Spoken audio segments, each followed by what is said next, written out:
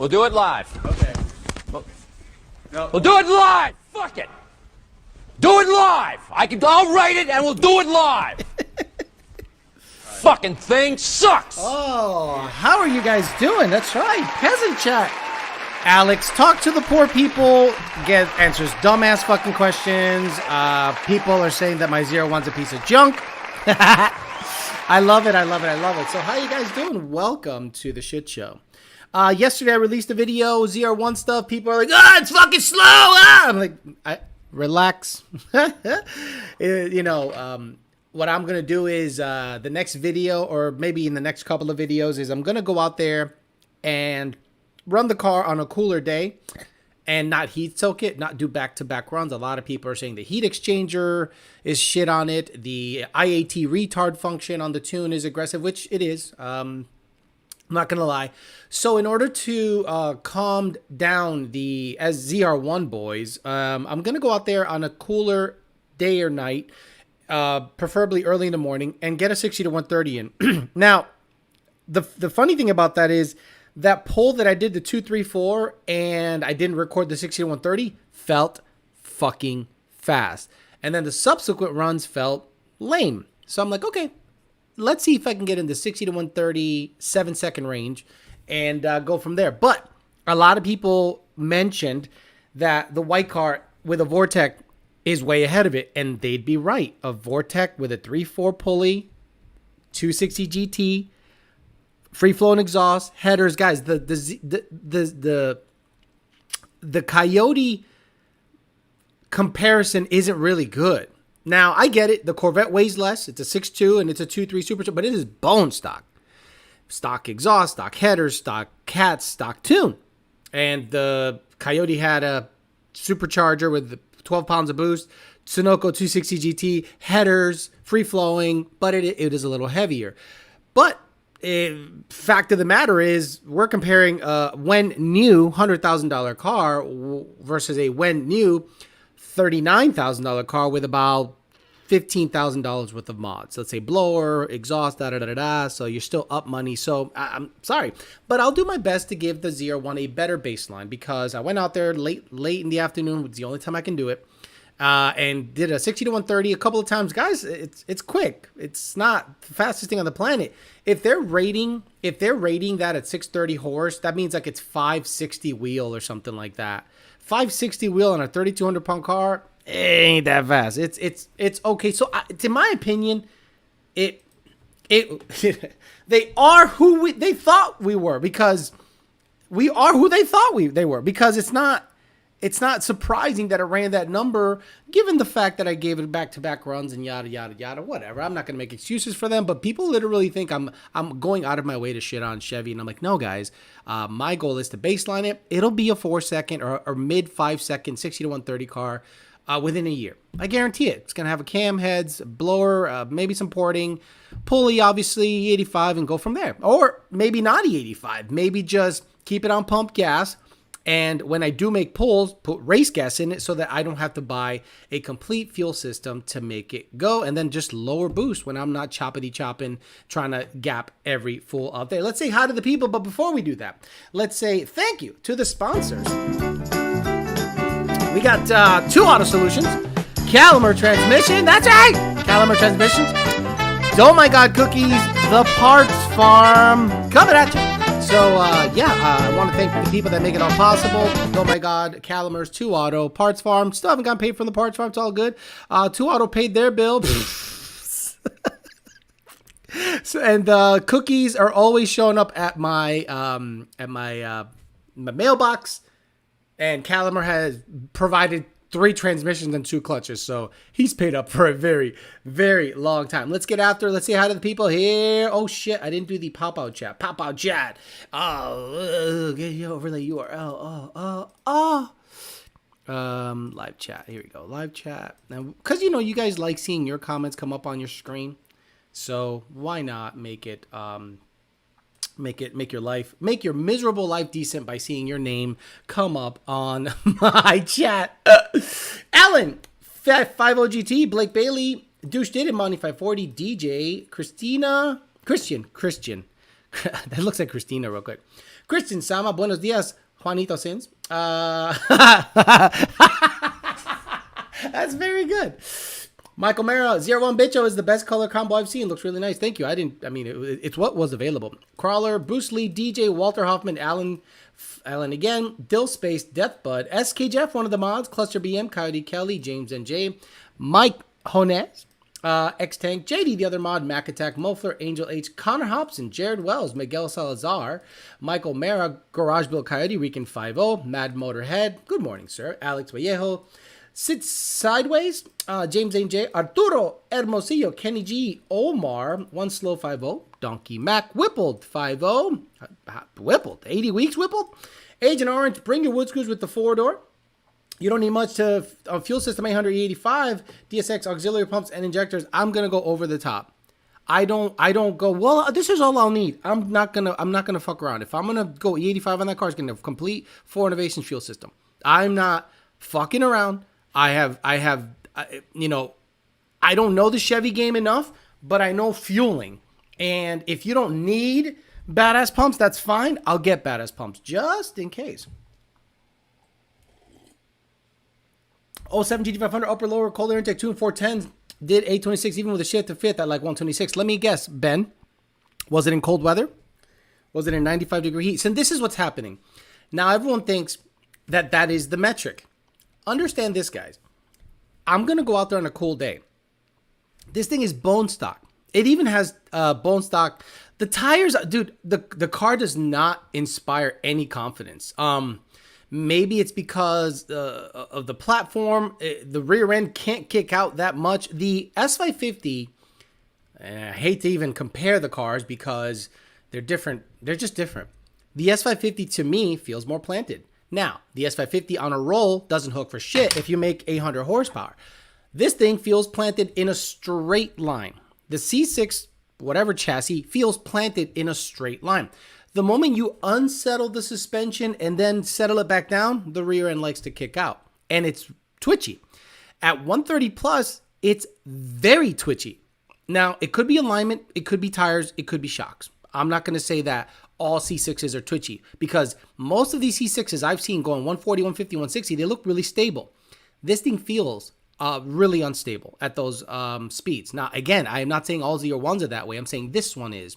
So compared to my my S550 is steady, solid at 150 plus. When I race Jake, steady and solid.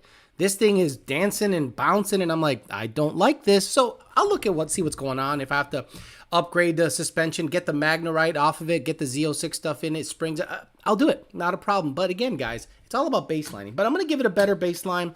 Run out third gear. Everyone's telling me to run out third gear. Oh, what's wrong with you, Alec? Why didn't you run out third gear? I'm sorry. It's 6,500 RPMs. It wasn't pulling. Like, it's just not pulling. This is like, just like every other 2,300 rotor pack on the planet, it dies after like 6,000 RPMs. It just revs. So I thought, let me grab another gear. And apparently people said that would slow me down. So again, I'll go out there again and give it a proper baseline. On a cooler day, guys, let's say, and guys, you don't understand Florida.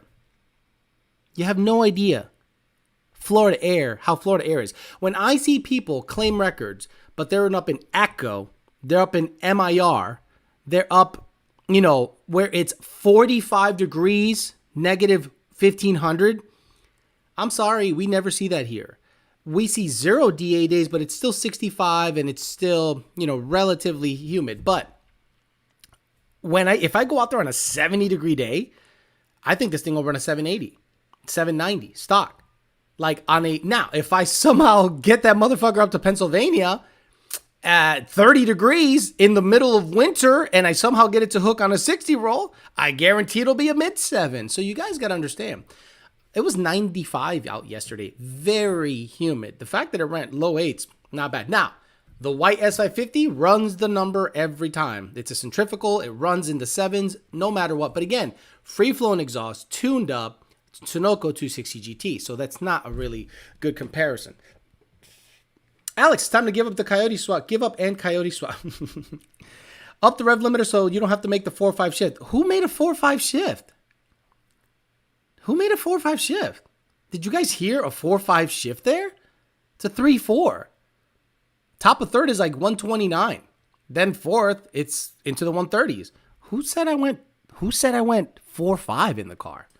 How old are the tires? They look pretty new, but they're I don't know the type of tire. I forget. I don't know if it's a Michelin or a Yokohama. I don't know what it is, but it's not grippy. Let's just say that. SK can hook you up with the 4-system FICs. We got you. Hook you up means free or heavily discounted. And FIC's got me. I can go call up FIC, Nixon Tarpia, and be like, yo, I need a set of 1440s or 1000s. Because how much do I need on a ZR1 to make, A50, 800 and have plenty of headroom? I'd rather do 1440s. They seem to be good. 07 GT500s are ugly, exactly. 55525 is going in my car. IFLKA, would love to see that thing on a drag pack. You know how expensive drag packs are on those cars? And I don't want to see that car on a drag pack unless it's drag racing. I really don't want a daily, or not daily. That car to me is a triathlete. Stops, accelerates, supposed to turn well, but based on the twitchiness at 130, it didn't give me a lot of confidence. You know what I mean? But I got to learn the car. That was the first time I actually got on it. And it's Florida also. Right, guys, it's hot here. Was the Z06 everything you thought it would be? I don't know who has a Z06. I don't. Hey, look, broke the first 460 to 130 last night. Still 3600 DA. Dustin 10R's ESS Wishblower. It has Valley 10 speeds tune. I have a tune that if you have an 18 to 20, fuck 21 and 22, 18 to 20, centrifugal 10R car, the shifts are badass. I mean, I'm telling you, this tune is vetted as fuck on Valley 10 speeds car. Shout out to him. He basically parted out the car. And I put it on Dustin's thing. I said, you basically have Valley 10 speeds tune. And it ran 4s, 60 to 130. Guys, that is serious. That is seriously fast.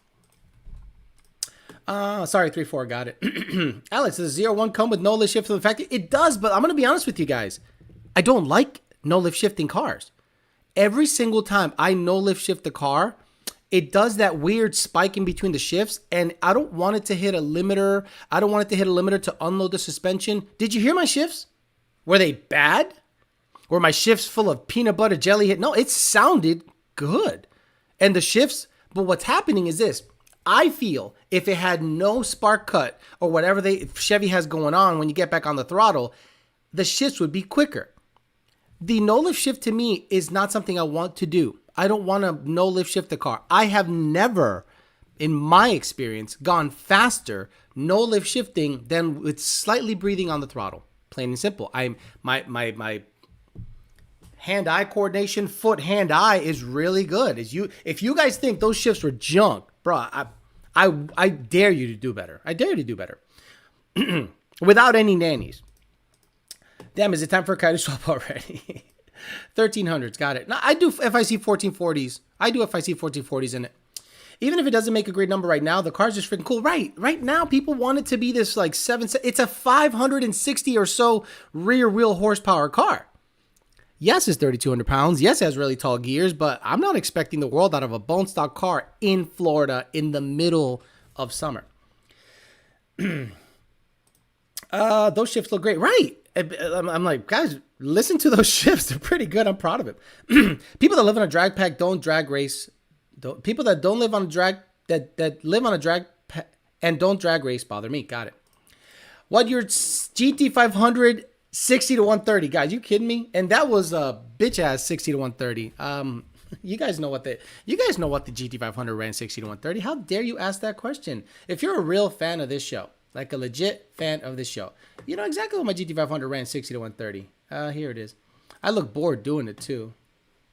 Here we go. Oh geez, I got to reload the page. So display capture, boom.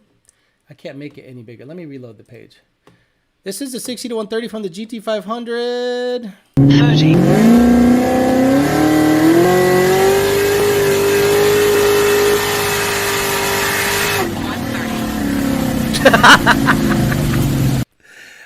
We gotta watch that shit again.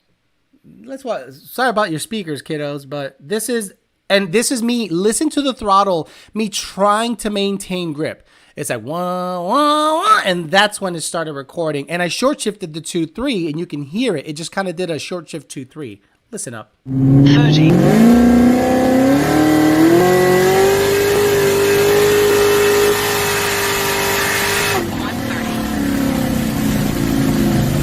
So yeah, there's it's quick. It can do a 3. I have no doubt it can do a 3, but where to do it is the problem. Where to do it is the problem.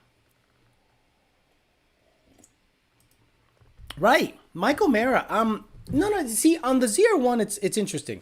I think a lot of people love the ZR1, and they know that it's gonna end up running a 5 or a 4 second 60 to 130. Like, it's gonna run that number. You want to see what the Fairmont did? I can't believe you guys don't know what the Fairmont did. Now, I'll show you what the Fairmont did on a 3.0 pulley, Edelbrock supercharger, 3.0 pulley, 3,500 pounds race weight. This is the Fairmont with a 6R80. Where is it? I did not have a helmet on when I did that, so I thought I put it up here. It looks like it's a 9-second deal. Yeah, this is when I went with low boost. Low boost was like 5 something. Yeah, low boost was like 5 something.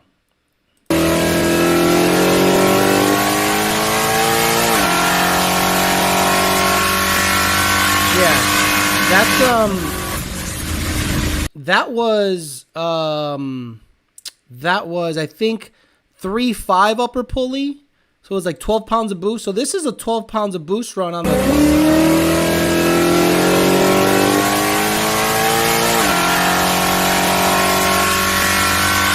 Yeah, that car gets it. I love that car. And then I think it went 9s. I think it went 9s on that same boost. 12 pounds. Like 375 upper pulley. Greg Kong ported 2650. So 3.5 pulley, E85. I think it's like a 9.7. If I'm not mistaken, it went 9.7.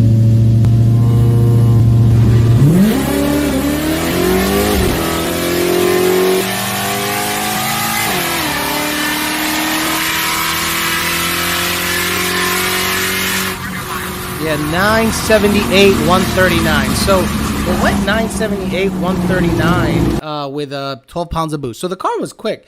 But this car did go 60 to 130 in the 4s on the street, which was so fucking... Guys, it was scary as shit. It was so fucking scary. Let me see if I have it here. No, I don't have it here. We have it running 870s, but I don't have the 60 to 130 in the car. Guys, this scared the shit out of me. The 60 to 130 in the Fairmont, because that bitch was all over the fucking road. What is this? No. Anyway, let's get back to the peasantry because you guys are going to be like, whoa, get my questions, Alex. I paid for them. No, you didn't. It's peasant chat. It's free shit.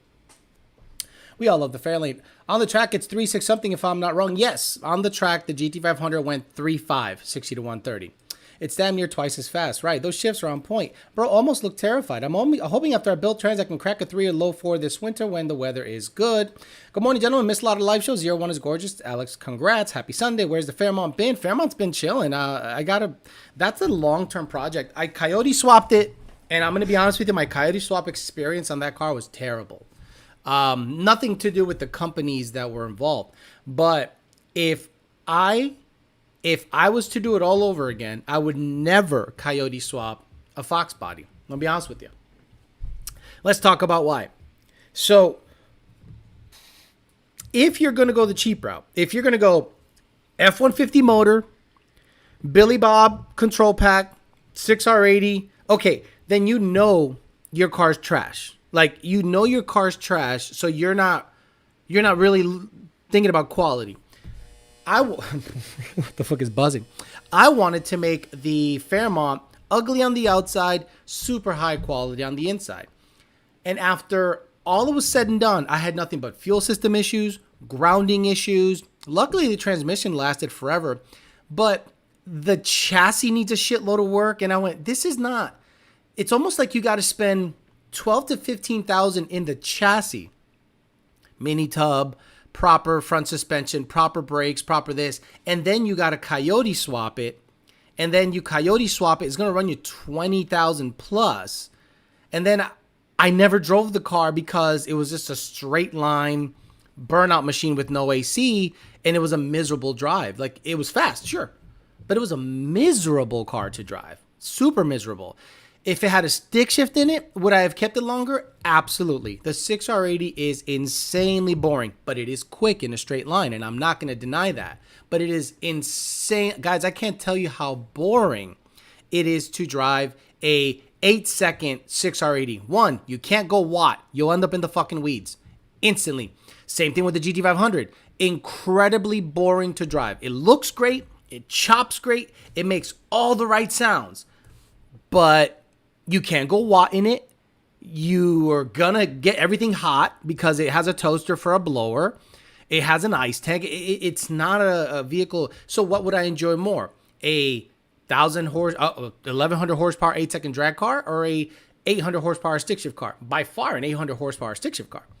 So I would never do it again. Like, if I got the GT500 pulleyed way down to make 8 or 900 and a T56, I'd do it. But what does that cost me? $10,000 more. No, thank you. If you grow up driving older cars, you know how to burn out. I hope I can still peasant chat with my new house. Couch doesn't touch the wall. Is there an upcharge for a map for C16? First of all, you said map, and nobody says map to fucking tune. And no, as long as you're already tuned on pump gas, we can just up the timing on the same tune, and you're basically having a C16 tune. Fairmont has no engine light right now. Corvettes are neutered by the torque management in the factory tune. It is also sensitive to temperatures. I have to deal with it on my C6Z. Understood. Please don't get rid of the white car. We need a manual coyote for the channel. Walter Hoffman, nobody cares about the white car. Nobody cares about the white car. Like, it is the least watched car. Now it has no boost. Now, less people. You want me to what? Full bolt on the thing? Cams, CJ, stick? So it can run a 9.0 60 to 130, high 8 60 to 130. Come on, man. And then how much money do I have in it? By the time I do cams, CJ, that's probably the next logical step in the evolution of the white car. Cams, 433, 430 comp cams. CJ, a PMAS, and hopefully it runs somewhere in that realm, but I want to maintain my fucking front sway bar. But that's going to be big money, guys. You guys don't understand how much of an investment that is on a car that y'all don't give a fuck about. I spent $15,000 on my 65 Mustang chassis suspension, but mine's a blaster drive with the TR6060. Pushrod stroker 351 stick will be so awesome in the Fairmont. You literally just described a $20,000 combo. How much is a 427 351 based high compression engine built? How much is it? $17,000. But I'll never coyote swap it again. Ever. I learned my lesson. And then we got this guy saying, let the white car go. The trade-in value for my car is $33,000 to $35,000 with the miles and the trim package. Private party, $37,000 to $38,000, which I'm never going to get. But the problem is it has a Ben Calmer TR60 MT82, and it has an RXT clutch, and it has ultimate headers. People that sponsor me. So I'm just going to dump that, or, oh, Alex, just take it out. Just take it out? What's going on, Eric Ronchi? What's up, brother? Sandy got to go fast. Anybody see how often the weeds the DBP is on his full bolt-on Gen 3? No. Oh, Derek Barron Productions? I like the kid. Can you, Rich 50, can you give me an example of what you're talking about? Alex, on the Engage, the throttle is showing at 86 a watt, but the throttle body's opening up all the way. Is it normal, or is there something wrong with this piece of shit?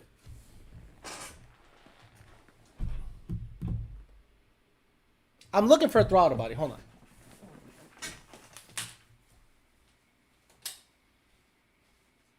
I thought I had one here. I thought I had a throttle body here because I think you guys need a visual representation of what you're seeing. Fuck it. I don't have it. Okay.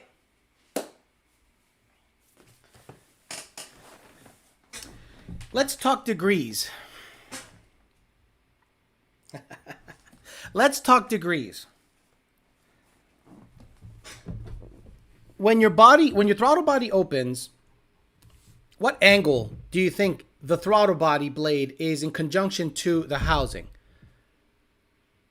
Tell me how, in terms of degrees, Let's say this is 0, 40, 0. Oh, my finger's all fucked up. 0, 45, 90 degrees. So if you wanted to go 100, you wanted to go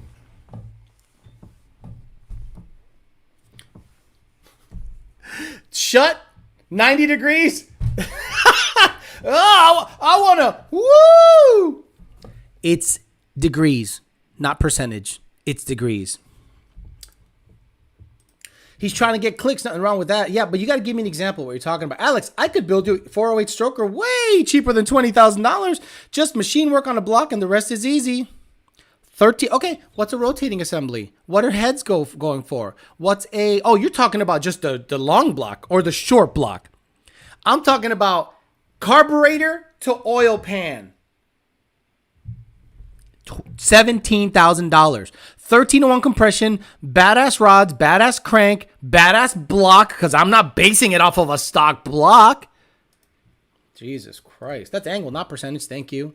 Slap on some stickers for all your sponsors and boom, get $45,000 for it. That's 86 degrees, right? Why NA Mustangs beat Hellcat? Oh, yeah, stop it. When he said that, I went, bro, you got to stop. I don't know who you fuck you're racing. Motherfuckers on the Black Key going to Publix to get a sandwich and you think we're racing? Stop it, stop it, stop it. Didn't DBP switch to a different tuner? No idea. I don't know if he's with us. I have no idea. I literally don't know. The nice thing about the kid is he ain't like begging for like free shit. I like that. If he does it on his own. Good morning, Gal. I just started a warehouse making way more than my last job. Good for you. It's not the dating channel. John says, I know, Alex. How about a nasty 331 with a little spray? How much is that? John DiNapoli. Okay, John DiNapoli. Okay. Go find me a intake to oil pan 331. Go. Find it for me. Something that's going to last. Something that doesn't have a stock block because I'm done with the stock block game. You guys want me to get a 10-second stick shift nitrous small block Ford? Isn't that embarrassing? That's slow in today. Guys, we live in 2022. We live in 2022. A 10-second stick shift Fox sucks. Sorry. It sucks. If you go up to the line with a Fox body in 2022, 10-2, 135. Homo! Stop it. Stop it. Big money. If it's got to be a big inch. It's got to be a big inch. 427, 351 base, 13-to-1 compression, 600 NA. 9s NA. That's 2022 numbers. That's what it has to be. Alex, you are correct. If you're going to go aftermarket block, all it's going to be some cheddar. My bad, sir. Guys, why would I do stock block if I'm going to put something in the Fairmont? Do you think it's going to stay NA forever? No, I want something that I could put in there NA, big compression, and then just throw boost on it. Oh, you got lower compression. Not if you have the octane. Stop it. If you ain't real teal fast, you ain't nobody. No. He's special fast. If you're going that far, might as well just spend the dough and shoot for a 427, 460. Right. Like a 460 small block. And people are out there saying 331 is big money. I'm talking about fun. You have an 8-second GT500, just spitballing. So let me ask you, John, how much is the motor? How much is the trans? How much is that get everything done? Right? Or I could just stick a stick in the GT500 and have it get paid for with the badass trans that it has. Because the GT500 is not going to be a competitive drag car ever. Ever. It's a pretty cars and coffee car at this point. Right? I thought because the track was going to be open, I can go out there, have some fun, eventually make it run 7s, because it was an 8-1 car when I had it.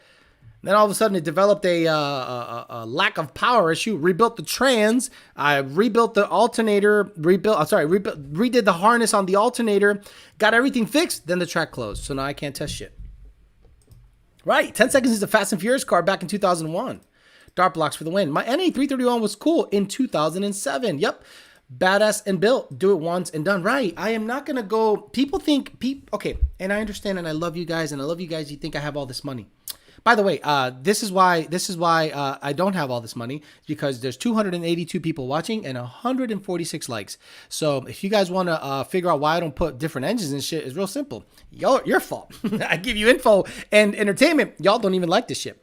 So right, exactly. So what am I gonna do to the Fairmont? Like the goal. These are the goals. GT500 is gonna go 8s with full exhaust. That's my goal. Be 8s, full exhaust, pretty streetable. Because I put the Sprag in it, put the exhaust in it, make sure everything's good. And if it goes 850, 840, which I don't think it will, but if it does, awesome, great. Leave it alone. ZR1, 850 or so rear wheel horsepower, ported 2.3. I'm not putting a Con 2650 in it because I don't need to. I think it can make 800 with a ported 2.3, cams, heads, and good fuel. E85 potentially. Then that car's done. I'm not doing shit to the suspension, maybe some wheels and tires, but that's done, right? And then the Fairmont gets a saucy, dumb, small block Ford, and I could fuck around with it. And maybe the Fairmont could be somewhat competitive in drag racing classes because I don't care if it blows up. I don't care if it hits the wall. It's a piece of junk. The GT500, I give a fuck, and I give a fuck about the ZR1. Peasants among us. A3 when you had it have parts farm hook you up with a Hellcat setup. It done, and I've thought about that. I've thought about that, SK Jeff, to get a Hellcat motor in there, but God damn it, that is not going to be a cheap venture. But I think it'd be cool. Like, but it would be exactly as it was with a Coyote and a 6R80, undrivable, 8-second worthy. And I'm like, this is an undrivable car. No, thank you. Oh, I agree with you putting a stick in the GT500. Just thought you wanted to keep Hush Money forever. I'm going to keep Hush Money forever. But that's the thing. It's got to get chassis work done. The biggest mistake I did was throw a 900 wheel horsepower Coyote supercharged motor in a very old chassis with minimal work done to it, right? It needs a front half. It needs a tubular front end. Tried to get that done. That motherfucker sat for 3 months. Nothing got done. Okay, cool. And then if someone's going to say, oh, you never told me nothing. I'm like, okay, yeah, it just sat there for the fucking hell of it. It's got to get a mini tub because I got to get a better tire back there. Not a better, but more tuck because I want the car a little lower. It's got to get a complete rear suspension upgrade in terms of the control arms. The current battle box situation works fine for what it is, but if you want to set up the rear end for more anti-squat and have a more adjustability back there, you got to have adjustable mounting points for it. So I need something from like Team Z or something to put back there, or TIG Vision or something, and it needs probably through the floor subframe connectors because right now the subframe connectors that are on it are probably not adequate. And then, okay, at least it'll go straight when it has big power. Scary as fuck, but it'll go straight. Does everything have to be the best of the best? There'll always be someone bigger and badder. That's what I want. Doesn't have to be the best of the best. But nitrous and bias plies.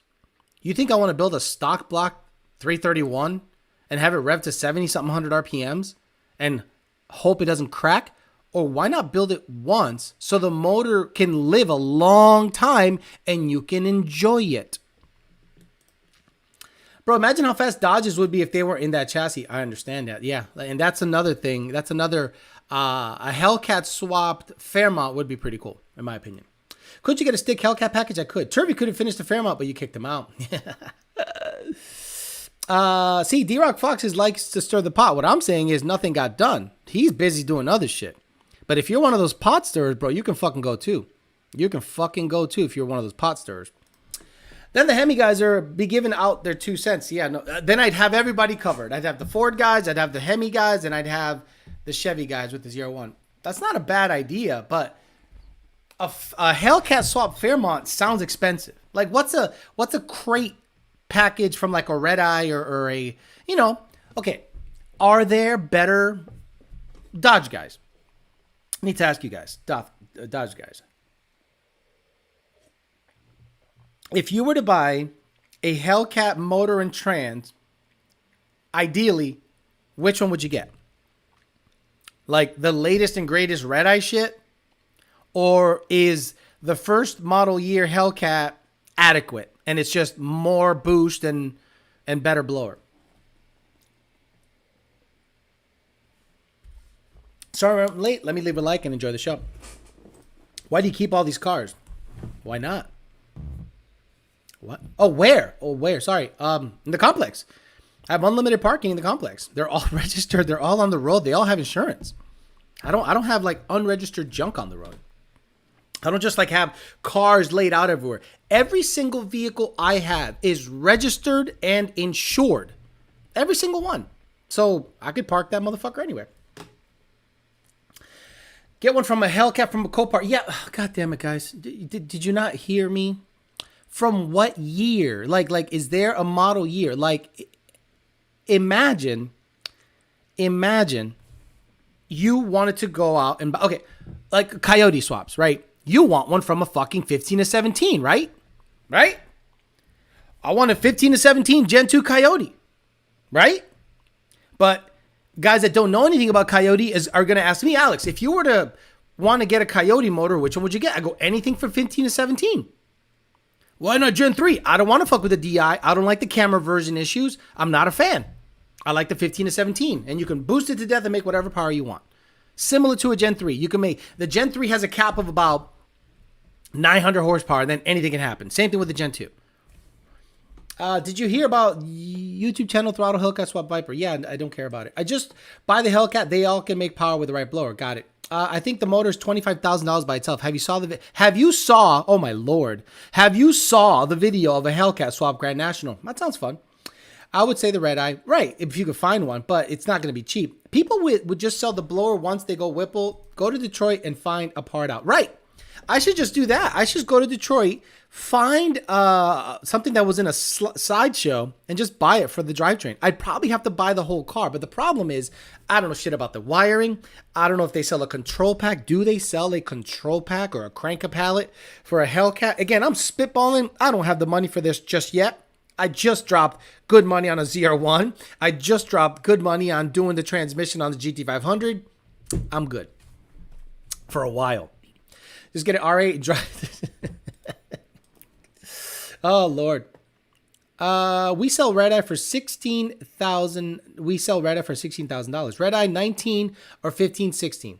Got it. What happened to Mexico Racing? But have you seen it? Where are the likes at? I'd imagine these Hellcat motors are plentiful. Yeah, they got to be plentiful because the guys are out there doing slide jobs and doing dumb shit, and then they end up on Copart and Parts Farm. Right. Got to put 6x9 speakers behind the back glass, rattling above the seats if you Hellcat swap it. I mean, Alex, you can buy a 2,000 horsepower Coyote for the same money. I don't know, man. Show me any Coyote that's made 2,000 horsepower.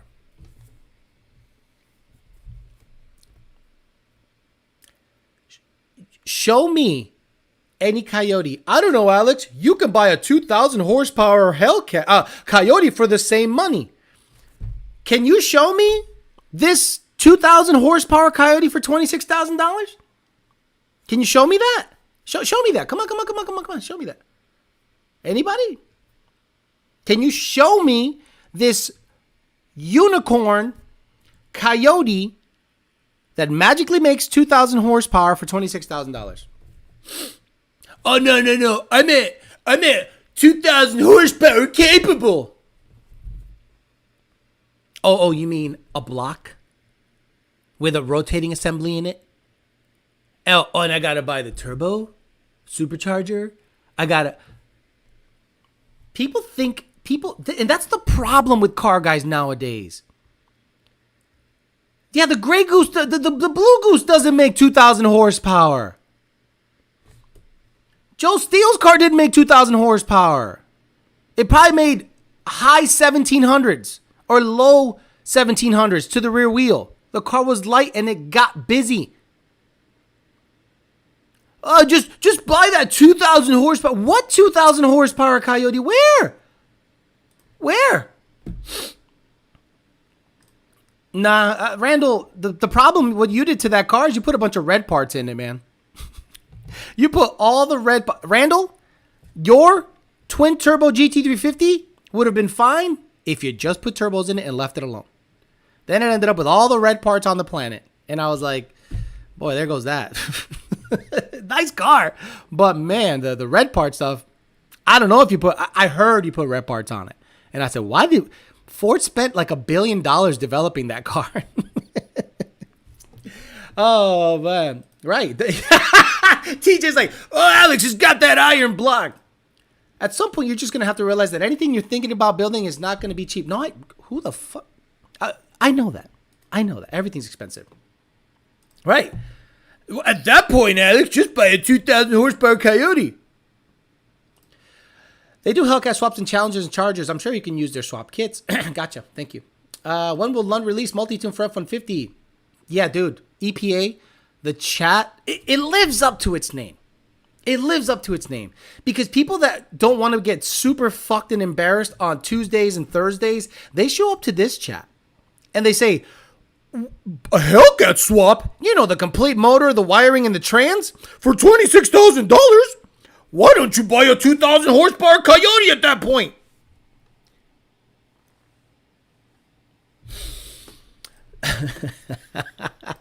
Right. Don't point at the billet non-Coyote motor either. Right.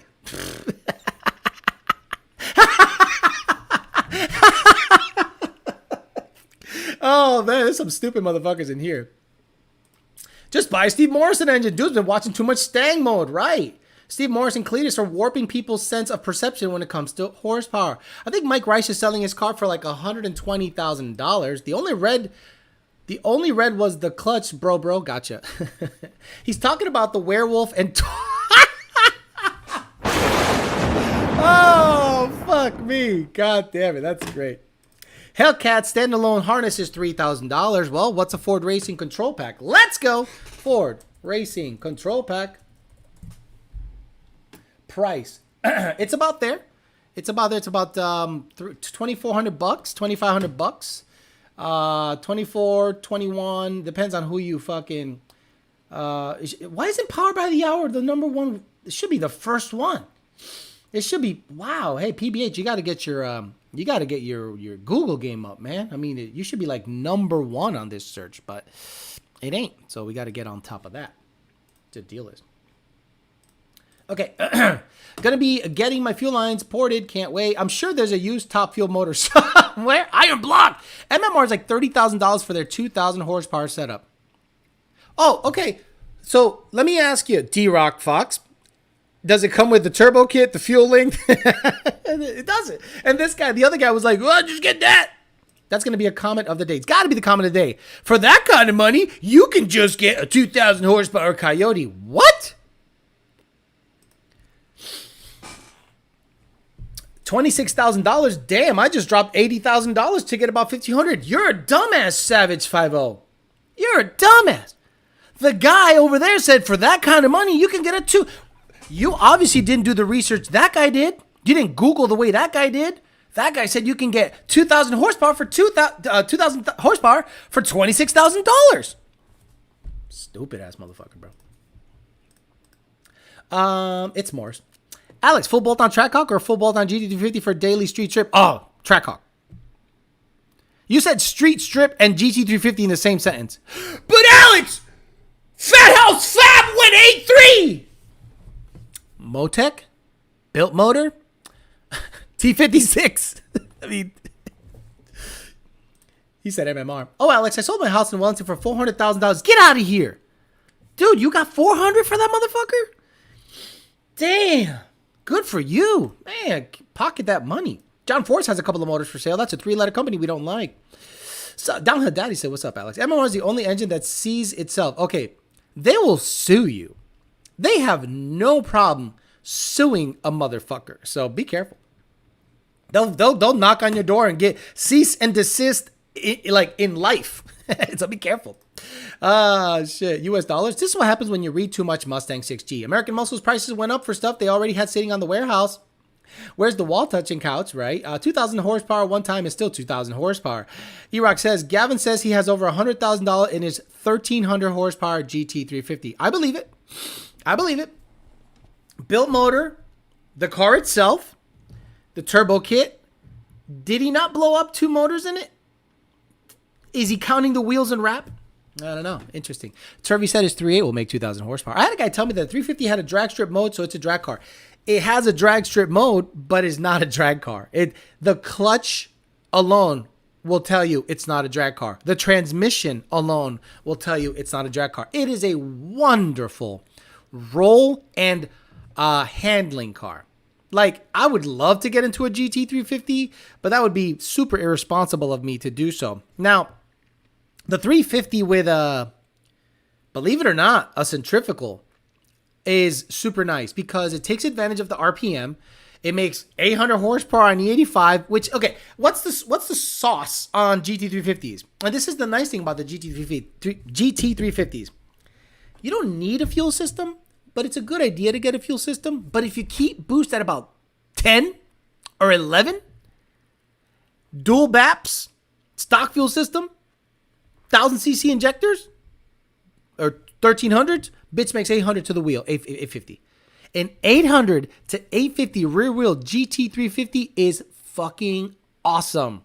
And that's, in my opinion, one of these cars that people don't really know how to build. Like, they go all in. 13 pounds of boost, a bazillion of pump gas. No. The car is made to rev.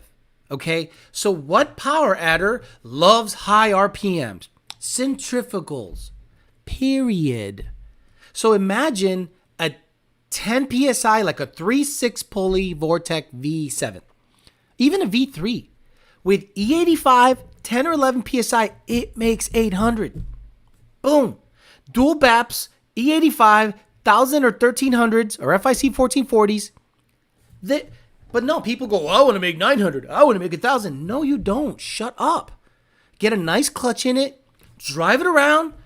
It'll roll race nicely. But the moment people try to make a GT350 a drag car with the stock trans and a small diameter clutch like it has, you're just fucking up that car. The ZR1 to me is not a drag car either, but I've seen guys have really good success with it, but I don't think that's a drag car either,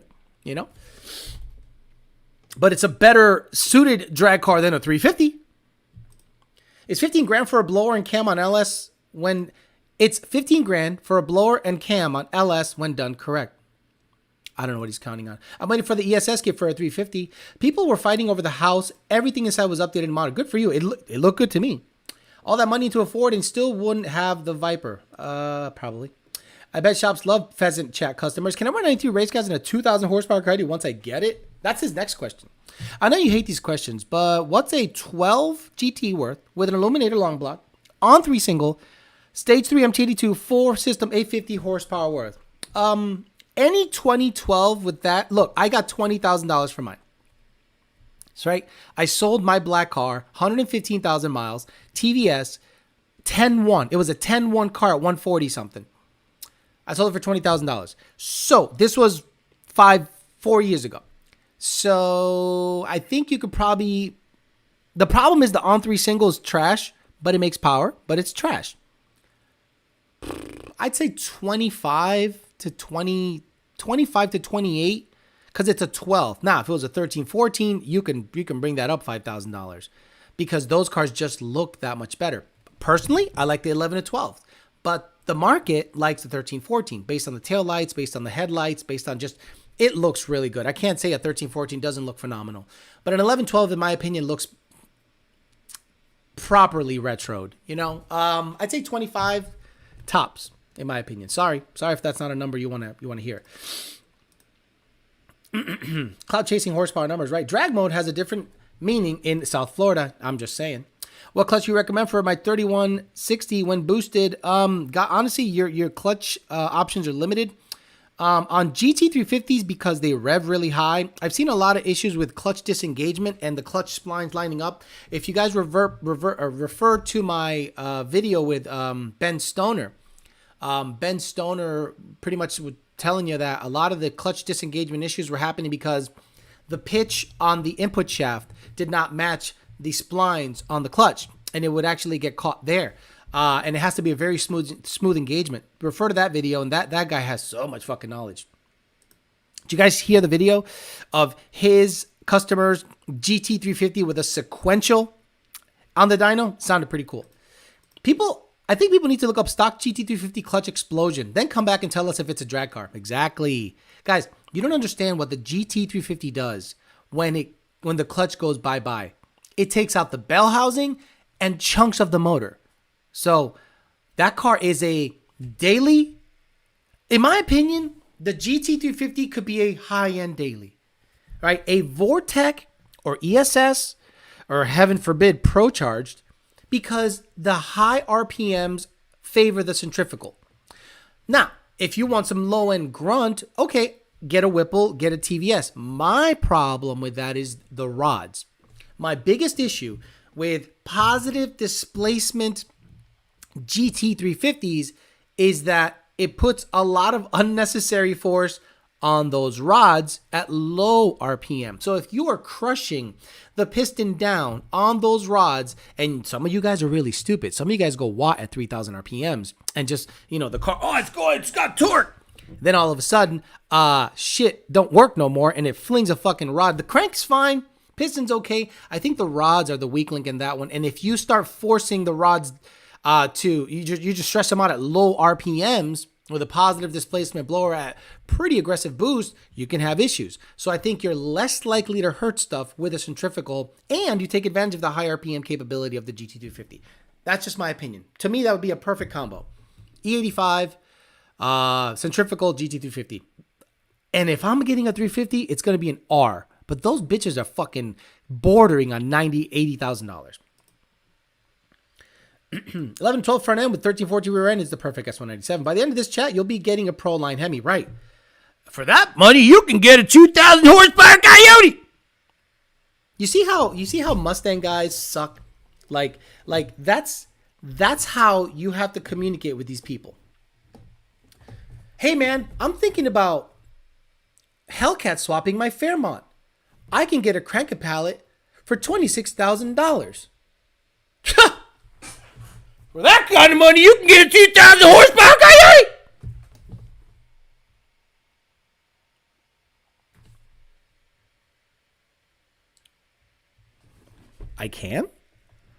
I can get a turbo, fuel system, cylinder heads, transmission that is able to make 2,000 horsepower in a Coyote? Oh, I'm so stupid. Show me the link. I'm such a dumbass. Show me the link where I can get a crank. You're comparing a cranker pallet, Hellcat cranker pallet with trans, to a short block? Fourth gear watt at 30 miles an hour, right? Oh, I always let mine sing, right? Did you watch any of the Roadkill nights? No. Why would I want to watch that? I know. Perfect explanation of a century, right?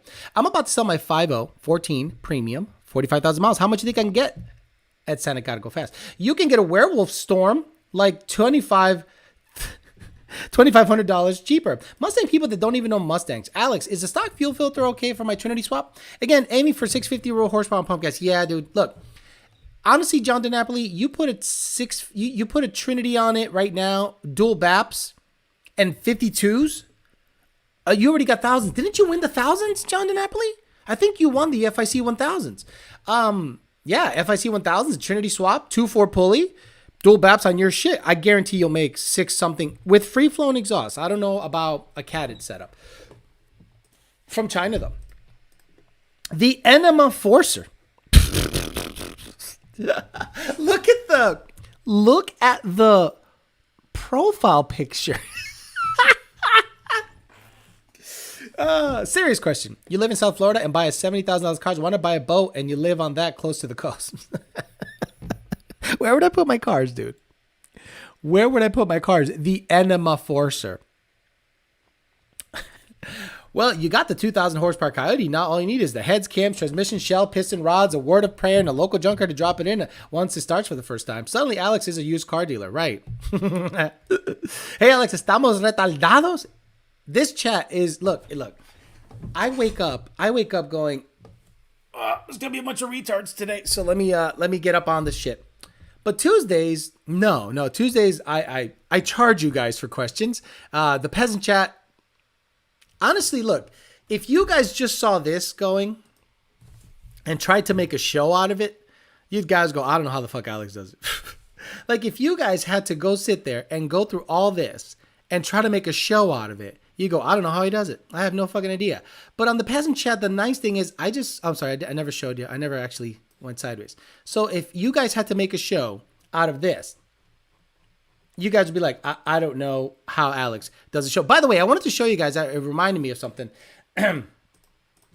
Did you hear the Ford CEO calling out Tesla?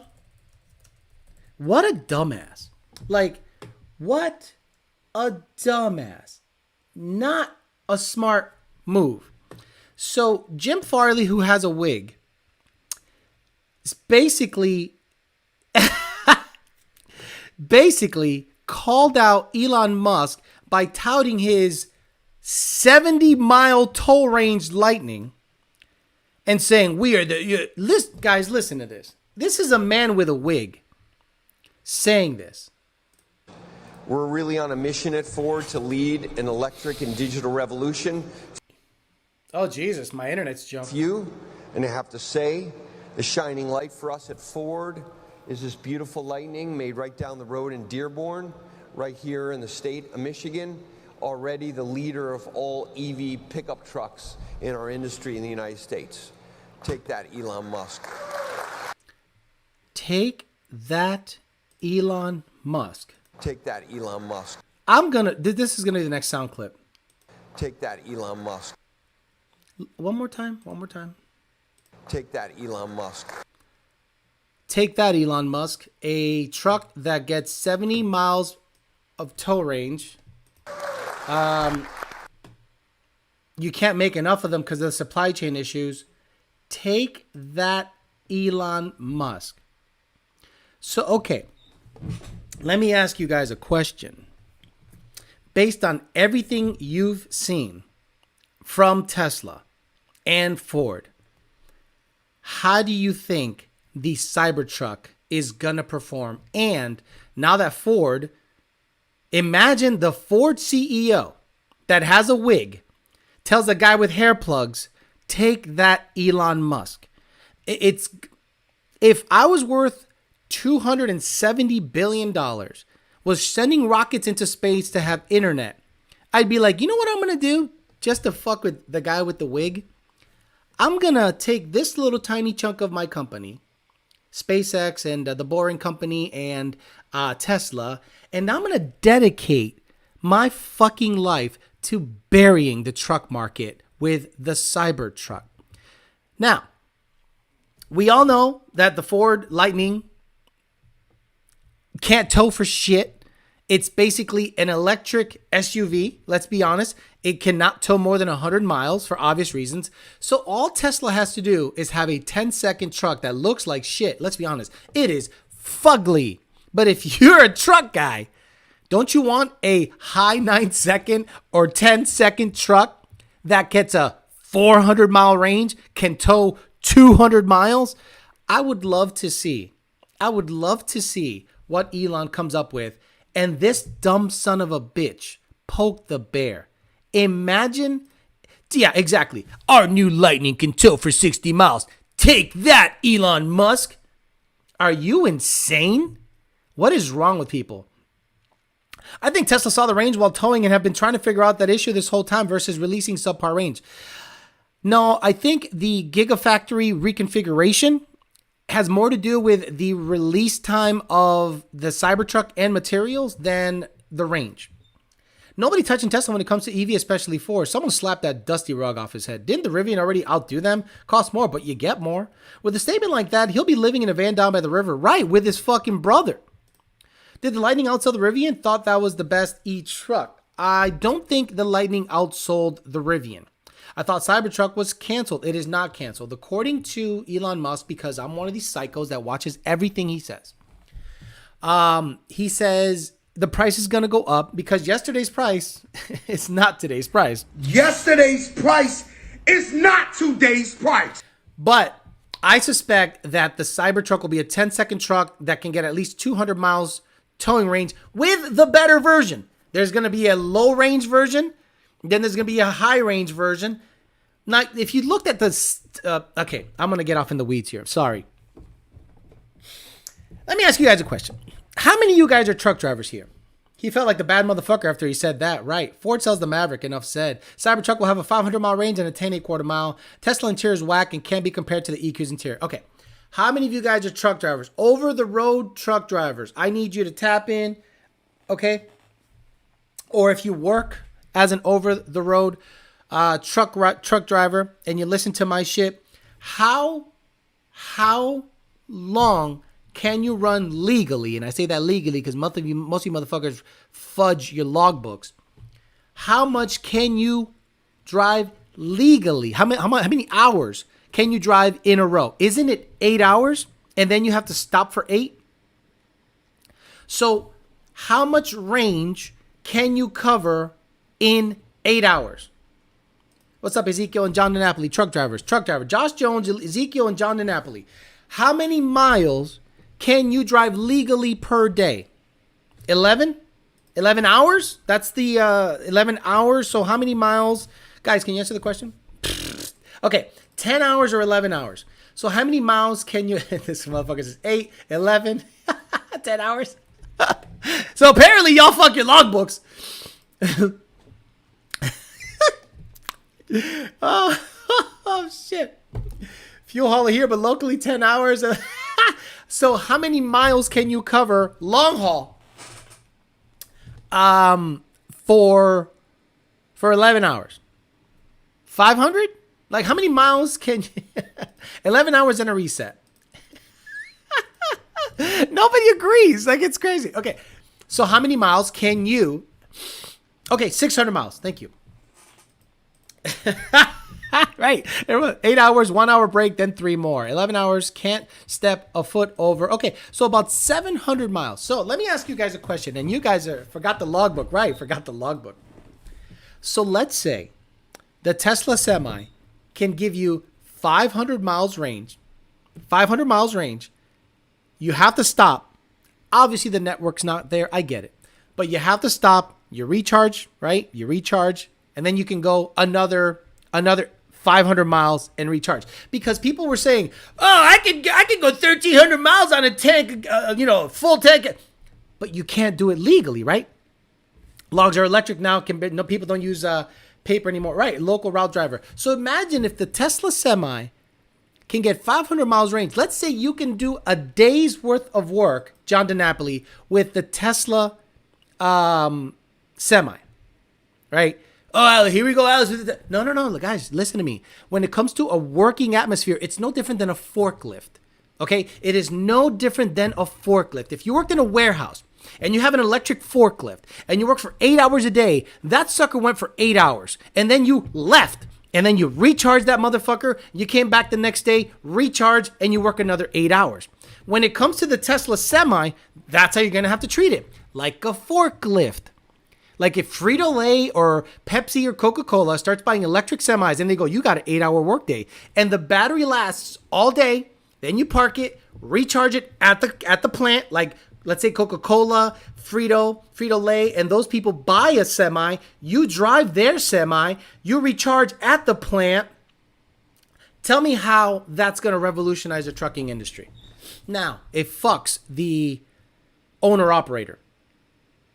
It fucks the owner-operator. But Enema Enforcer has a point. The long-haul solution is quick change battery banks like a DeWalt drill.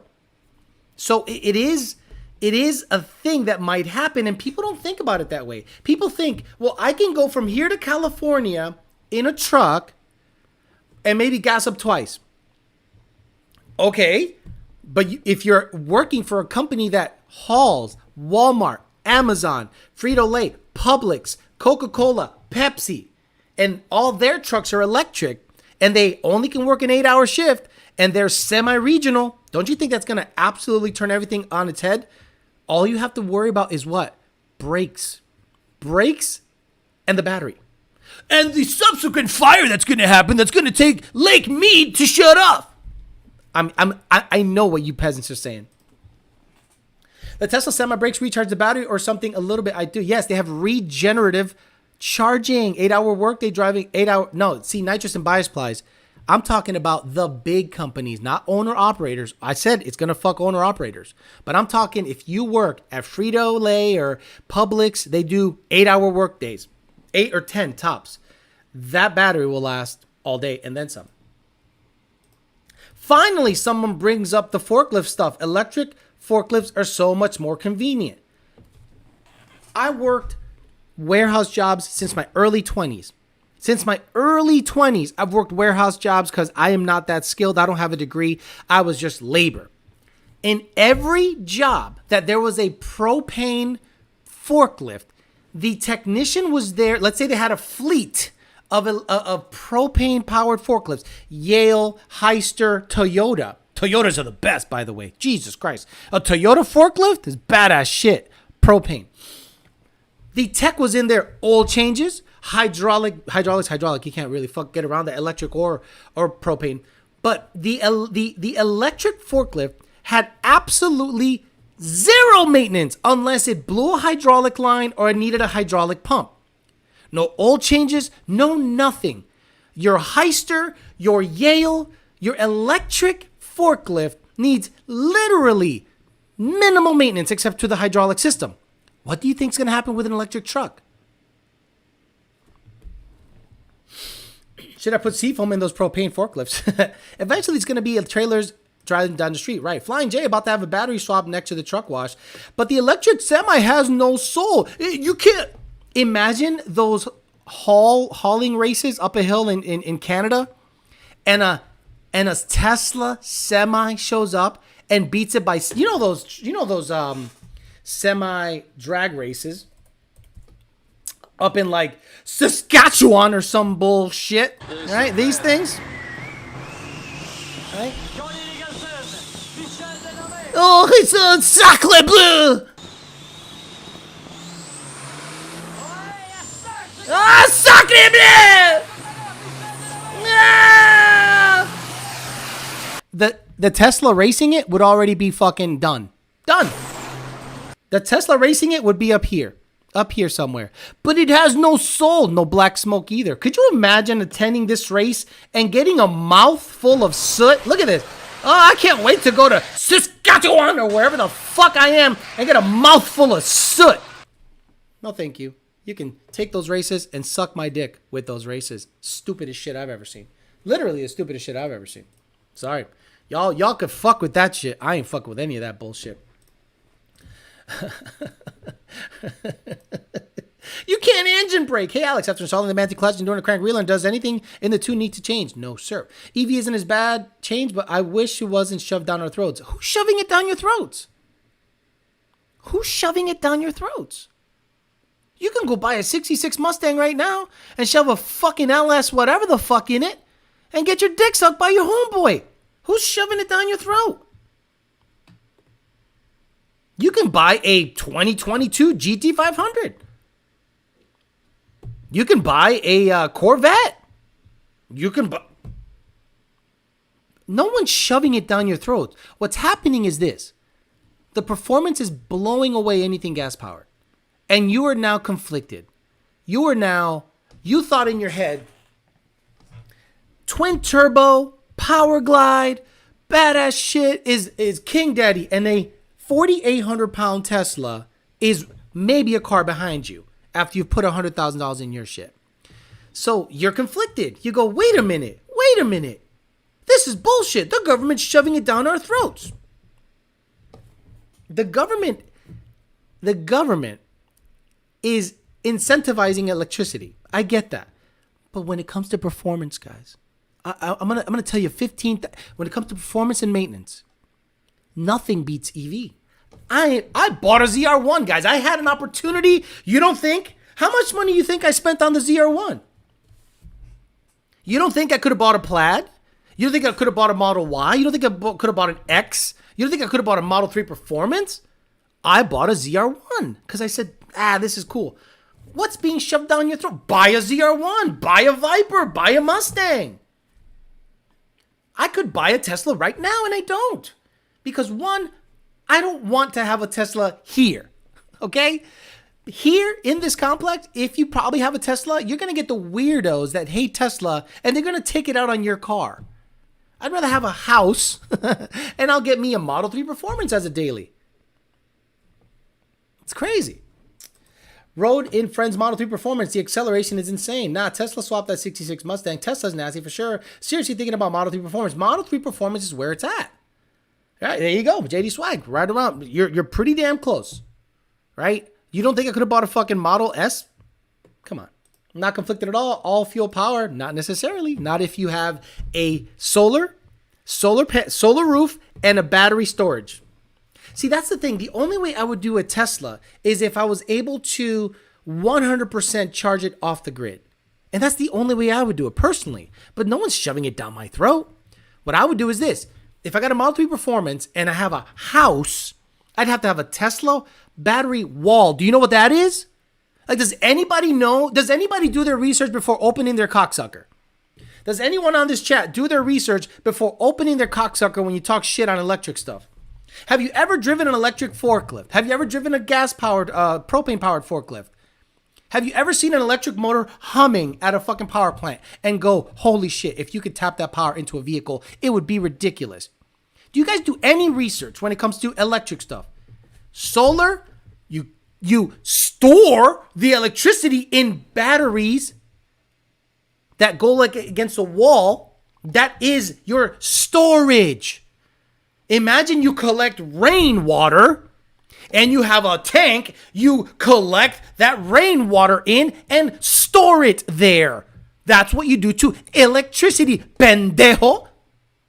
So you either do a roof and you have a backup and you charge it off of that, you stupid son of a bitch. Maybe about $30,000 for a Tesla wall, yep. And you probably have a $40,000 Mustang in your driveway. The S-Plaid guy had a Tesla wall, said he could charge it in about 20 minutes. Right. My only gripe with the Tesla is their interior looks basic, but I haven't sat in. Have you been in a non-performance package GT? Have you been in a...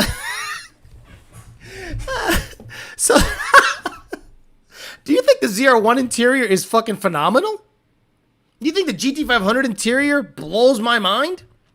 Alex, but for $100,000, I would think I'd get a better interior. Never mind the 5 seconds, 60 to 130. Never mind the 9.2 quarter. Never mind the 400 miles of range. I want a nice interior. Alex, they give you a 110 volt adapter when you buy an EV. You don't have to have a Tesla battery bank. No, but it takes like 12 plus hours, Paul. It takes over 12 hours to charge your Plaid or Model 3 Performance with 110. The supercharger network is badass. You can get about 80% charge in about 40 minutes or 30 minutes. You do not get tax credits with a Tesla. Tesla does not qualify for tax credits. They got rid of that.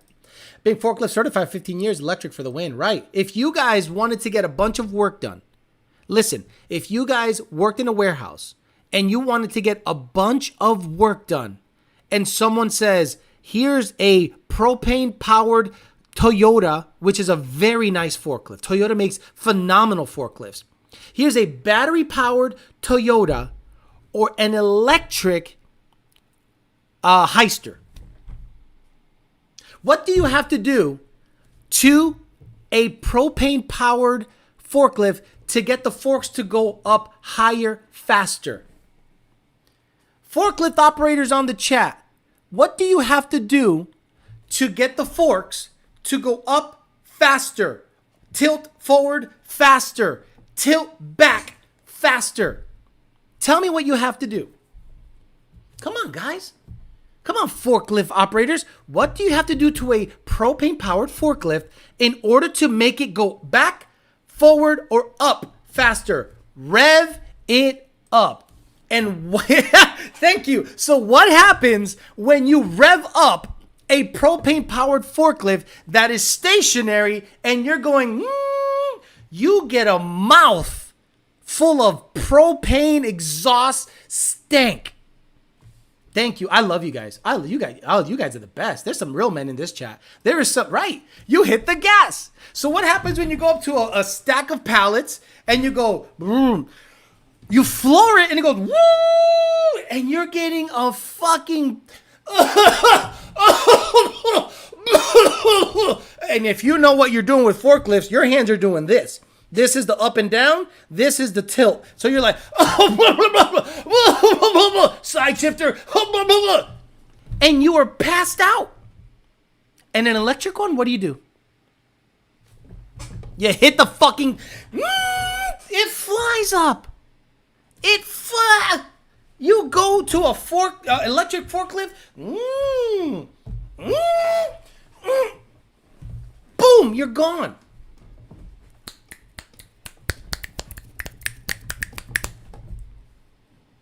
You get more done with an electric. Oh yeah, thank you, Alex Gutierrez. Let's say you're loading a trailer. Oh, this is so good. This is the best chat ever. I love you guys. Let's say you're in an enclosed trailer and you have a dock plate and boom, boom, boom, boom, and you barely hit the top and you go up and then you put the pallet in, then you go back out. You're backing out of the trailer.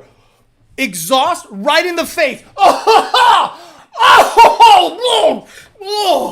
Get another pallet, drive in, revving the motor. Then you have to tilt it, push it with the fork. You are in a trailer killing yourself. You're in a trailer literally killing yourself with carbon, which is nasty. And how many forklifts actually run clean? No, they have a little blue smoke, a little black smoke.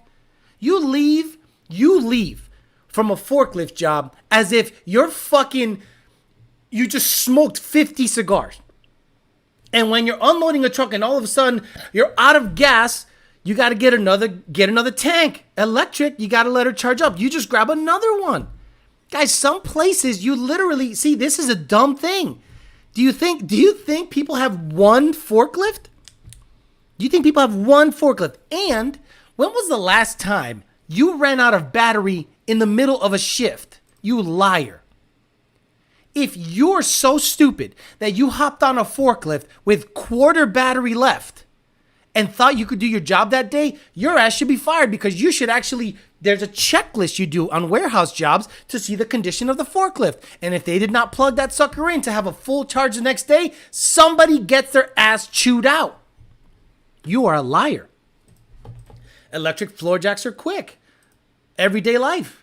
A soul is dying from carbon monoxide poisoning. Smells like eggs. Then you have to go get the propane refilled.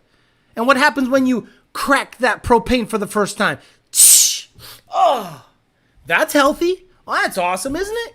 Isn't that awesome when you crack the propane after you shut the valve, crack the propane, and then you got to put the new tank on and freeze your fucking hands, but you still smell that momentary leakage of propane. Stop it. If you guys want the perfect example of why electric has an advantage over gas, look at the forklift game and warehouses. Plain and simple. Hot South Texas day, rolling in trailers, death, right. I wonder when heavy machinery will get a battery shop like EV, big dump trucks. Sasso, man. On my cordless impact, I got to wait one battery to charge. No, right. I love you. I love you. Imagine you have a cordless impact that you rely on for your job. And you're, my Milwaukee, and then you run out of battery. Oh, this is so fucking gay. I have to take it out and recharge it. I can't do anything until, motherfucker, you got a bank of batteries. Like a fucking mag. Or how my boss calls it, a clip. Like a mag. Oh,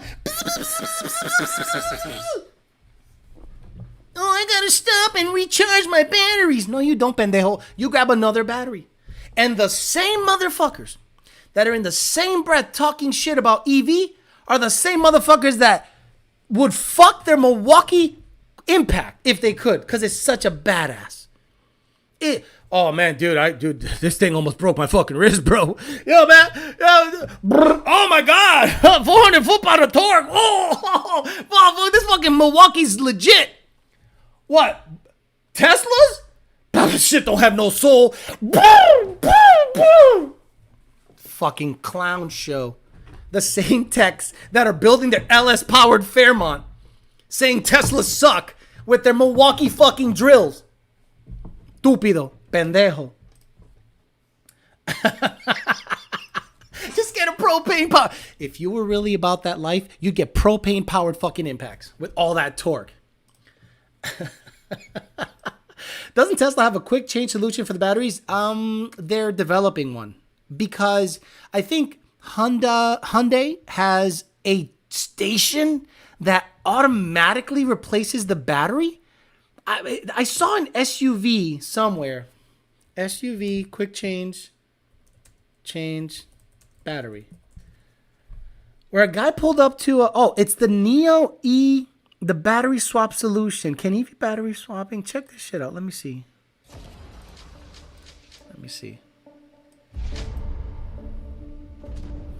Okay, I can't hear it. So they supposedly have this already, but this is just an animation of it.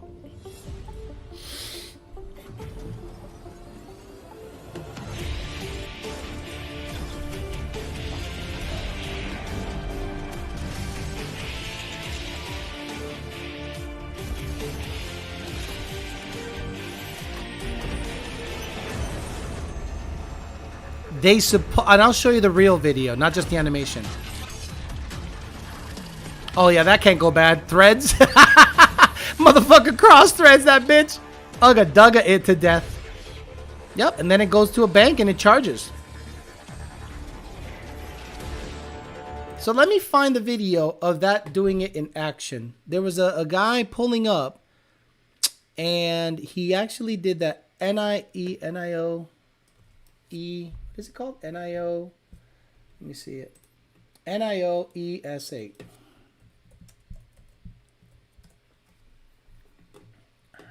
Where is it? No. There's one where the guy pulled up. Let me see. Battery swap. There you go. Yep, here it is. So this is an actual battery swap happening in real life. Oh my lord, we live in the fucking future. So you pull up to a, oh hello, you smell so good. Yep, you pull in, it centers itself with laser beams, and it swaps out the battery in 5 minutes. Oh, here's a new battery. 2 minutes. 4.5 minute battery swap. Oof, my lord, that dude. I mean, game over. Game over if battery swap banks become a thing. They hold your body. Saw the new electric Hummer yesterday. Looks sick. Imagine having that in your garage. Can't wait to have tractors make full-size X-Max. Sweet music. Badass music for this. Right. There's some electric car in India before they swap the whole damn chassis out. It's stationed in minutes. I think I just showed it. Quick change stations in China are next level. That could be what I've seen. Late. I'll catch a replay. I thought I could change about 45 minutes. Speaking of batteries, there's an adapter to go from Milwaukee to DeWalt stuff now. Do you really have no excuses for downtime? Oh, yeah, but, you know, when I'm driving my forklift, I'm just going to stop and charge it up for fucking stupid. Motherfuckers be dragging their batteries under the car. You know, instead of catalytic converter theft, battery theft might become a thing. I just spit all over this fucking thing. I literally just hocked a loogie on the fire. What if EV says 14-inch wides? Right, that's what I'm saying, Monty 540. I'm sure those bolts will come right out in the salty states. And why can't you have stainless bolts? Threads, soft, no thank you. I want to pick up one of those little Milwaukee impacts. Which one do you suggest is enough? I already have a 1/2 inch. Dude, I want a 90-degree impact deal, Milwaukee, like a 90-degree, because I'm going to need it for the headers. Because I need the space. Right now, actually, I'm just going to buy it. Fuck, I'm just going to buy it. Alice, can anyone here recommend a 5.0 Gen 3 RPG Level 2 short block rated for 1,200 horsepower for my... Can anyone recommend it? Yeah. There. Recommended. What's Alex's plans for today? Probably 60 to 130 in the GT500 if I could, but... Dude, the amount of work that has to happen for me to prepare the GT500 to do a 60 to 130 pull is fill the truck up with ice... Drive out, bring a fire extinguisher, a trailer. It's like a whole thing, but we'll see. I'll try to get some video up for you guys for Monday. Swapping out batteries is a game changer. For real. Since the government admitted to aliens, you think they gave us this technology and Elon has the hookup, like meeting his dealer? Maybe.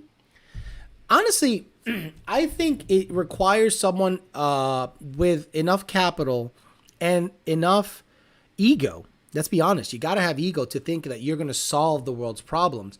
But you got to surround yourself with really smart people. Yeah, exactly. Right angle drive.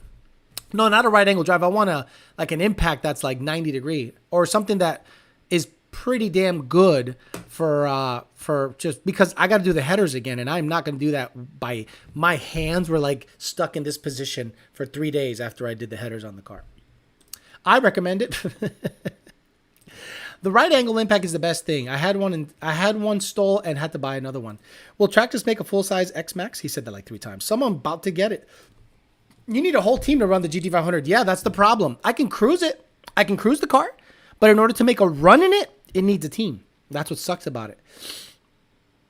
60 to 130 in the GT500. LOL. ZR1 got you feeling snow. No, you're not. You're not wrong. The GT500 scares you. It's 200 degrees outside. Yeah, that's the other thing.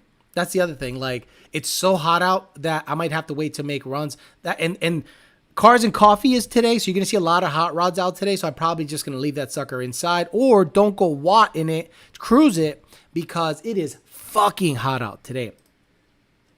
Driven by Vision says, "Damn, this is the first live I've caught, and it's fire." You have not seen Peasant Chat before? I'm telling you, there's some really stupid motherfuckers in here. And this is the best part. My favorite part about the Peasant Chat is this, and no one likes it. 323 people currently on, a max of 339, 286 likes. Like, there's 40 people out there that love to suck dick with their asshole, you know? Like, guys, we got to have 100% like to watch ratio on this bitch. Sorry. It's probably ex-girlfriends. It's probably a bunch of ex-girlfriends that watch what I'm doing, and they're like, yeah, fuck that asshole, but I'm going to watch every single one of his shows because I still love him. You mean an electric ratchet? Yes, not a gas-powered ratchet. Do you think electric is a temporary solution for cars, or do you think it'll move towards hydrogen cars? I don't think it'll move towards hydrogen because hydrogen does not have the performance. When battery technology catches up, the range, the regenerative braking technology, when all that stuff catches up, because it's fairly new. Guys, how long has the internal combustion engine automobile been around? 100 years. And in 10 years, it got surpassed by electric. It got surpassed. Range, charge time, performance, torque. In 100 years of ICE vehicles, 10 years, it took a psycho with a lot of money that had a PayPal company and sold it, developed rockets, and said, I want a fucking fast electric car that gets good range and has badass technology. So imagine, what do you think it'll look like in another 5 years? What do you think it's going to look like in another 5 years? My money's on electric. A battery wall for storage. Guys, you got to think of it that way. A battery wall for storage and charge your own shit at home. That's how you got to look at electric cars. You can't look at it as, well, I'm going to rely on the government and every other manufacturer to get me charging. No, you got to take control of your own shit. I'm waiting for range to get about 500 miles. Hopefully my money will be up by then. Have you watched any races from the Drake Build channel? Edgar's on there, want to pay up. Never want to pay up. No thing or nothing. Drake Build, let's look at it.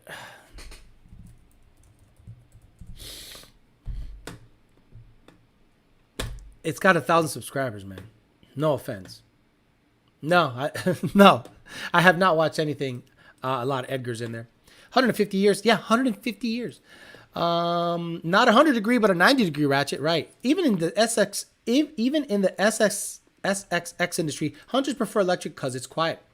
Yamaha was working on a hydrogen 5.0 V8. Wonder is they threw the idea out. Wow, EPA. Yamaha was working on a hydrogen 5.0 V8. Wonder is they threw the idea out. Love it. Hell of a gamble, and it's paying off. Yeah, exactly. Imagine getting 700 miles in a sports car. Bro, got to renovate the house now, right? Toyota has a hydrogen car, but you probably haven't heard of it for reasons. Because honestly, hydrogen is probably a completely, like, network-wise, how are you going to make hydrogen fuel stations? I don't know how that works. I'm not that smart. But I think electricity is easier to get into someplace than hydrogen. 2-door, 800 miles, 7-second car that can daily. Bam, perfect car. What kind of maintenance is required in an EV? Nothing. Tires and brakes. If everything is fine and nothing's wrong with any system, tires and brakes. I want audio whine on my mod electric car. Do you watch other channels like Engineering Explained? I do, but I don't like Engineering Explained because he has an obvious bias. So do I. Ford, I'm a Ford bias guy, but I bought a ZR1. So whatever. EPA is busy. Curious how much timing the ZR is pulling. That's the next step. I love you. The next step is to make a 60 to 130 run and data log it and look at it with you guys. That's probably the next video idea, and I could probably do that today. I have HP tuners. I have an MPVI. I can look up the strategy and data log it and see what it did. But it is a bazillion degrees outside. So I'm not going to give the ZR1, I'm not going to flog it to death on hot air. I'm going to wait for it to cool down maybe later during the week or something. And that's the next video you'll see on the ZR1 is a better condition run 60 to 130 and a data log at the same time. What I really would like is a HP tuners N gauge that's never been married. Like the N gauge came in HP tuners version and Lund Racing versions. And if I can get my hands on an HP tuner unmarried N gauge, I tune it with that. I win the cookies, right? Exactly. We need nuclear-powered cars. EPA had a little too many cookies in the diabetes coma. I agree, right? Because suspension or ball joints never wear out. Oh, here we go. We're talking maintenance, okay? Maintenance. No oil changes. No nothing. Maintenance is brakes and tires. Actually, I've literally in 10 years of Tesla being around, I have not heard of a worn ball joint in a Tesla yet. Like, I'd love to look up the guy's channel, the black guy that does Tesla stuff. That's how I know the channel. I forget what it's called, but I want to see what the suspension wear is like on a Tesla. How bad was the DA when you made the pulls? Probably 3,000. It was nasty. It was 95 and like 80% humidity. Off topic here. How did you get your rear seat delete illuminated? Just got mine in yesterday from the same guy and sent it with a wall style. I had a jump box. So apparently it has a wall mounted thing to illuminate. So you got to get a converter or inverter. I literally stuffed my jump box in it that has a 110 plug in it, and I illuminated that motherfucker forever. I don't think I've ever had a worn ball joint ever. Right. Same here. I did a brake pad service on the Tesla and they look new as they hardly get used. Brakes last forever on EVs. So many people mad about EVs talk. I get it. Not staying mode. Rich rebuilds. I'm going to look at his channel, see if there's anything on there. But honestly, if the regenerative braking works really well, you hardly use your brakes. It's not going to wear out that much, and not a lot of people are out there slamming turns on Teslas. All right, guys, I'm going to get the fuck out of here. Thank you very much for having less than 100% like to watch ratio. I appreciate the peasants for that. I'm going to be on again Tuesday, Talking Shit Tuesday. We'll see what happens between today, tomorrow, and Tuesday. We'll talk about it, talk some shit, get going on it. I'm going to try to get going on some video today. Either the GT500... If it's going to be the GT500, it'll be just dumb burnouts and sound clips. It's not going to be like 60 to 130. It's too hot, too nasty out there to flog on a car at 30 pounds of boost and hope it's going to hold up. He did LS swap a Tesla. He said it cost an insane amount of money, but he did say that everything works in the Tesla. The heads up, not the heads up, the modes and everything. He said it all works. It just doesn't know that it has a motor installed. All right, guys, I'll see you guys Tuesday for Talking Shit Tuesday. We'll get together back then. Go watch the ZR1 video where I did 60 to 130 pulls. Look at some of the comments in there. I think it's pretty interesting, some of the things that people are saying about it. Some people are congratulating. Some people are giving me advice. And I appreciate everyone that drops by, hits a like, watches the video because it helps the channel grow. And I got to get that ZR1 paid off. So, all right, I'm out of here. See you guys Tuesday. Have a great